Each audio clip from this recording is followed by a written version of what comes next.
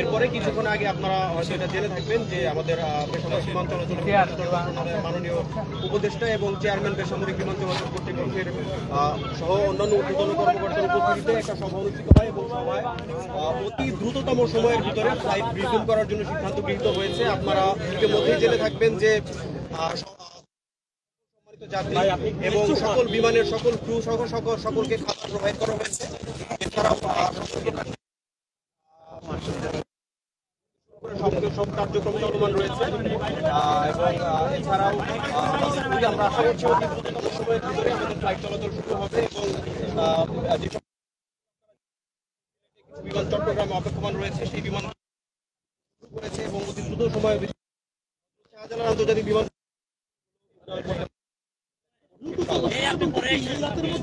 অবশ্যই আমরা চেষ্টা করছি ইনশাল্লাহ আগামী 30 মিনিট থেকে 1 ঘন্টার ভিতরে আমরা ফ্লাইট চলাচল রিজিউম করতে পারবো ইনশাল্লাহ। এই আগুন তো এখনো পুরোপুরি নিরাপদ হয়নি, তারপরে সম্ভব হবে ফ্লাইট পরিচালনা করা? আপনারা জানেন যে কার্গো সেগমেন্টটা কিন্তু সম্পূর্ণ আলাদা, এয়ারক্রাফট থেকে বিমান চলাচলের জায়গা থেকে কিন্তু কার্গো সেগমেন্টটা আলাদা। তারপরেও কিন্তু নিরাপত্তার কথা চিন্তা করে আমরা ফ্লাইট চলাচল বন্ধ রেখেছিলাম। এখন যেহেতু আগুন মোটামুটি নিয়ন্ত্রণে রয়েছে, এই পোর্শনটুকুকে আমরা কিন্তু অ্যাভয়েড করে আমরা চেষ্টা করছি ওই পোর্শন থেকে এয়ারক্রাফট অপারেশন চালু করার জন্য। এই ব্যাপারে আমরা ঊর্ধ্বতন কর্তৃপক্ষের নির্দেশনা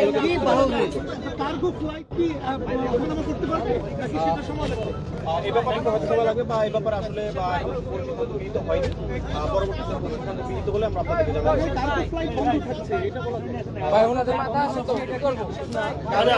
আমাদের আপনারা জানেন যে আমাদের কিছু কার্গো ফ্লাইট কিন্তু শিডিউল, তো শিডিউলের ভিতরে কোনো কার্গো ফ্লাইট আমাদের সামনে থাকলে আমরা ছিল বা সন্ধ্যা ছিল এদের বিষয়ে কি করে ক্যান্সেল হয়ে গেছে।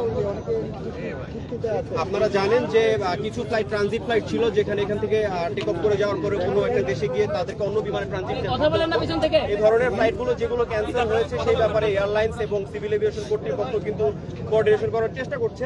এছাড়াও যে ফ্লাইটগুলোতে এখনো ট্রানজিট ধরা সম্ভব সেই ফ্লাইটগুলোকে কিন্তু আমরা প্রায়োরিটি বেসিসে আমরা ওই ফ্লাইটগুলো আগে টেক অফ করানোর ব্যাপারে আমরা চেষ্টা করে যাচ্ছি।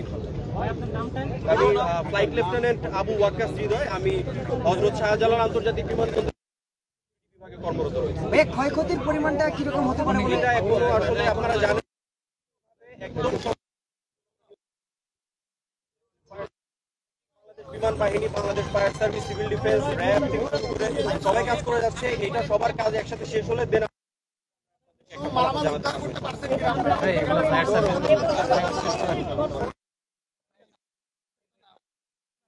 শাহজালাল আন্তর্জাতিক বিভাগে কর্মরত।